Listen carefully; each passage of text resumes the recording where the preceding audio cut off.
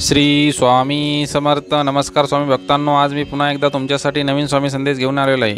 स्वामी समर्थांचे हे संदेश आपल्या मनाला चालना देतात. आपल्या मनातील असंख्य वादळांना शांत करण्याचं कार्य श्री स्वामी समर्थ यांचे हे संदेश करत असतात. त्यामुळं तुम्हाला ज्याप्रमाणे वेळ मिळेल त्याप्रमाणे स्वामी संदेश ऐकत चला. स्वामी संदेश ऐकण्यासाठी कुठलेही वेळेकाळेचं बंधन नाही, त्यामुळे तुम्ही कधीही केव्हाही स्वामी संदेश ऐकू शकता. स्वामी संदेश ऐकल्याने आपल्या मनाला शांती मिळते, तसेच आपल्या मनातील असंख्य प्रश्नांना उत्तरे सुद्धा मिळत असतात. त्यामुळे तुम्हाला जसा वेळ मिळेल त्याप्रमाणे स्वामी संदेश ऐकत चला. आजचा हा स्वामी संदेश निश्चितच खास होणार आहे, त्यामुळे आजचा हा स्वामी संदेश शेवटपर्यंत ऐका. श्री स्वामी समर्थ. समर्थक कमी झाले तरी चालतील, पण विरोधकांची गर्दी कमी होता कामा नये, कारण आपल्या प्रगतीत विरोधकांचा सिंहाचा वाटा असतो. तुम्ही कितीही देवधर्म करा, पण तुमच्याकडून होणाऱ्या त्रासामुळे जर कोणी परमेश्वराच्या दरबारात रडत असेल, तर ज्या ज्या लोकांचे मन तुमच्यामुळे दुखावलं गेलं असेल त्यांच्या एक एक अश्रूंचा ही हिशोब परमेश्वर आज ना उद्या घेतोच, यात काही शंका नाही.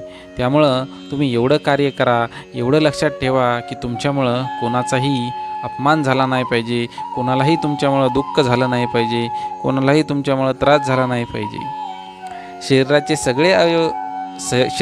सगळे अवयव धडधाकट असून सुद्धा माणूस मनाने खचून जातो, तेव्हा जगातील कोणतीच सर्जरी त्याला बरं करू शकत नाही.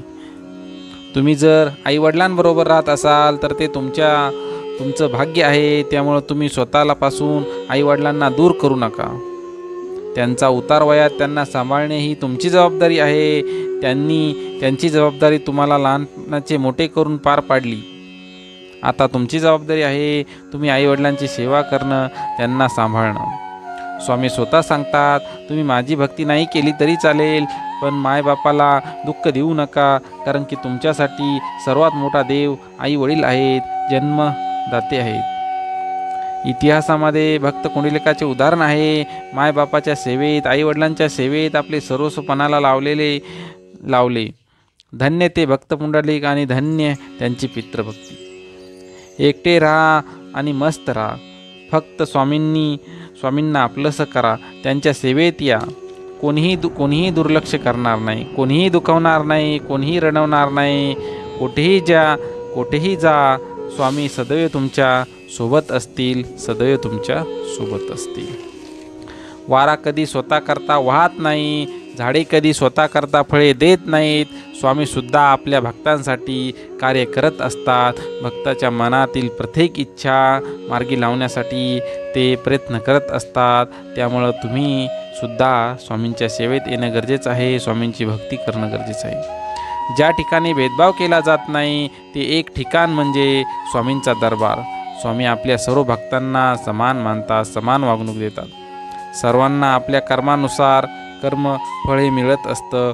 त्यामुळं आपलं कर्म हे परिपूर्ण मानून त्याप्रमाणे आपण प्रयत्न करायला हवेत. त्याप्रमाणे आपलं जी इच्छा शक्ती आहे त्याचा वापर करायला हवा, आणि आपल्या मनातील असंख्य इच्छासुद्धा आपण पूर्ण करून घ्यायला हव्यात.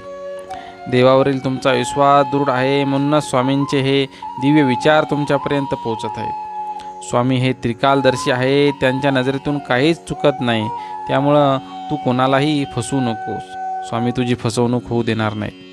भूतकाळात झालेल्या चुकांचा मोकळ्या मनाने स्वामींकडे पश्चाताप करा. स्वामी तुम्हाला मोठ्या मनाने माफ करतील, पण भविष्यात अशी चूक होणार नाही याचे वचन स्वामींना द्यावे लागेल. अहंकार आणि मोहमाया यांना तुमच्या मनामध्ये जागा देऊ नका. नात्यांना जोडायला शिका, नात्यांना जपा, त्यांच्यात दुरावा निर्माण होऊ देऊ नका. मनात कोणाविषयी तिरस्कार ठेवू नका.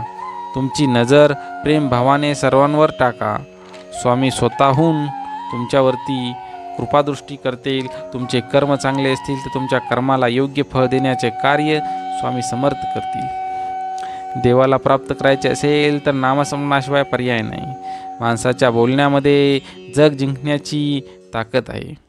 वादळामध्ये दिवा लावण्याची हिंमत ठेवा. नियतीही तुमच्यासमोर झुकल्याशिवाय राहणार नाही.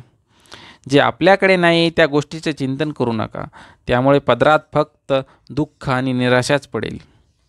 इच्छेरूपी वेळ वाढू देऊ नका, कारण की माणसाच्या इच्छा कधीच थांबत नाहीत. आपण देवाकडे गेलो तर काही ना काही मागत असतो.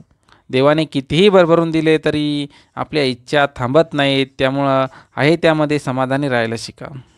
देणाराही देव आहे आणि घेणाराही देवच आहे. सुखाच्या पाठीमागे धावू नका. आहे त्यामध्ये समाधानी राहून जीवनाचा रथ हाकायला शिका. मन मारून जगण्यापेक्षा मन भरून जगा, कारण इथला मुक्काम कधी संपेल हे कोणालाच सांगता येत नाही. श्री स्वामी समर्थ. अवधूत चिंतन श्री गुरुदेव दत्त. श्री स्वामी समर्थ महाराज की जय. असेच नवनवीन स्वामी संदेश ऐकण्यासाठी आपल्या स्वामी समर्थ माझी आई या हक्काच्या चॅनलला सबस्क्राईब करा, लाईक करा, तसेच बेल आयकॉनला सुद्धा क्लिक करा. यामुळं आपले नवनवीन व्हिडिओ तुमच्यापर्यंत पोहोचत राहतील. श्री स्वामी समर्थ.